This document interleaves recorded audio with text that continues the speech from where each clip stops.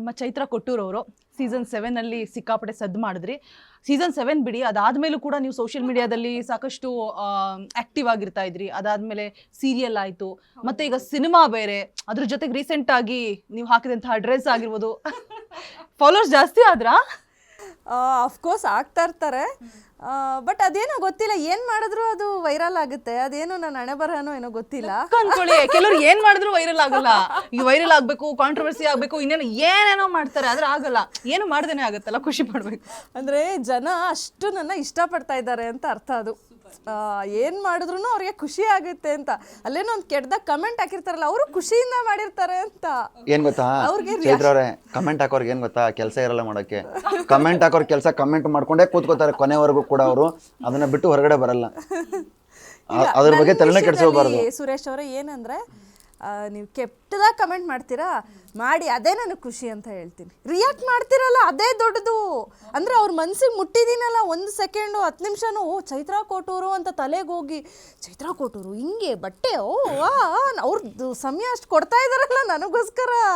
So ಹಂಗಾಗಿ ನೀವು ಕೆಟ್ಟದಾಗಾದರೂ comment ಮಾಡಿ, ಒಳ್ಳೇದಾಗಾದರೂ ಕಮೆಂಟ್ ಮಾಡಿ, ಕಮೆಂಟ್ ಮಾಡಿ ಅಂತ ಹೇಳೋದಕ್ಕೆ ಇಷ್ಟಪಡ್ತೀನಿ. ನೋಡಿ, ಈ ಥರ ಏನಂತ ಹೇಳಿದ್ರು ಪಾಸಿಟಿವ್ ಮೈಂಡ್ ಸೆಟ್ಟು ನಿಜವಾಗ್ಲೂ ಯಾರಿಗೂ ಇರಲ್ಲ ಈ ಥರ ಮನಸ್ಥಿತಿ.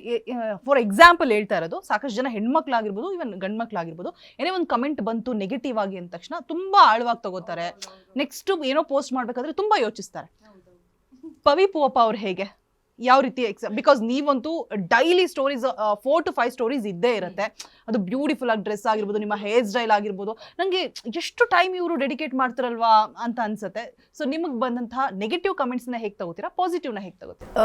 ನೆಗೆಟಿವ್ ಕಮೆಂಟ್ಸ್ ನನಗೆ ನಾನು ಮಾಡಲಿಂಗ್ ಸ್ಟಾರ್ಟ್ ಮಾಡ್ದಾಗಿಂದನೂ ಬರ್ತಾ ಇದೆ. 15 ವರ್ಷದಿಂದನೂ ಬರ್ತಾ ಇದೆ ನನಗೆ. ನಾನು ಯಾವಾಗ ಬಿಕ್ನಿ ಹಾಕೊಂಡು ಬಿಕ್ನಿ ಶೂಟ್ಸ್ ಮಾಡೋಕ್ಕೆ ಸ್ಟಾರ್ಟ್ ಮಾಡಿದೆ ಅವಾಗಿಂದನೂ ಬರ್ತಾ ಇದೆ. ಸೊ ಅದನ್ನು ನಾನು ತಲೆಗೆ ಹಾಕ್ಕೊಂಡಿದ್ದಿದ್ರೆ ನಾನು ಇವಾಗ ಇಲ್ಲಿ ಕುತ್ಕೊತಿರ್ಲಿಲ್ಲ ನಾನು.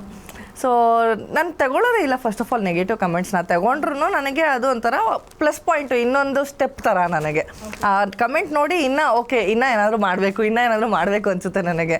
ಸೊ ನಂಗೆ ಏನು ನೆಗೆಟಿವ್ ಅಂತ ಏನೂ ತಗೊಳ್ಳೋದೇ ಇಲ್ಲ, ಎಲ್ಲ ಪಾಸಿಟಿವ್ ಆಗೇ ತೊಗೊತೀನಿ ನಾನು ಏನೇ ಬಂದ್ರು.